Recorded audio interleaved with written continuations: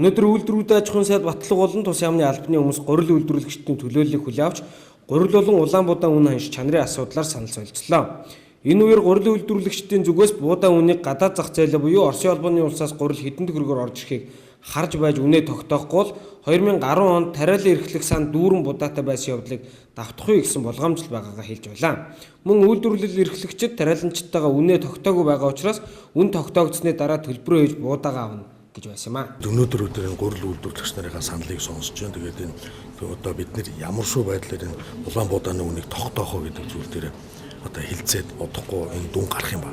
Юу гэж байна гэхээр ерөнхийдөө Улаанбаатар бол 100% хангадаг болцсон байна. Гэхдээ энэ дэмжлэгийн асуудал дээр зүг гарахгүй бол гурилын үн өсөх магадaltaй болчихно. Гурилын үн өсөх юм бол энэ тариалан гурил үйлдвэрлэгчид маань дайлан гурилан бүтээгдэхүүн хийдэг үйлдвэрлэгчид маань Оросын албаны улсаас одоо буудаа авах эсвэл гурил авах ийм тохиолдолд нөө тариалан эрхлэгчид маань одоо үнэгээр баахан буудаа хураагдах тийм ээ ийм нэг юм байгамал. Тэгээд бид нар бол байнгын Оросын албаны улсын даяар Сибирь, Казахстаны үнийг бол байнга өдөр тутмаар авч байна.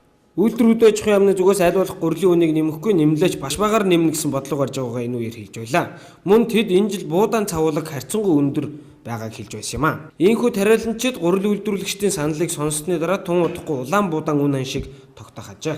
Тариаланчтай гомдоохгүй, гурил үйлдвэрлэгчтэй гомдоохгүй, хэрэглэгчд буюу гурилын үнийг өслөө өгөхөд маш багаар өсөх тийм ээ 20-34 ч юм уу тийм хэлбэрээр бодлого гаргана.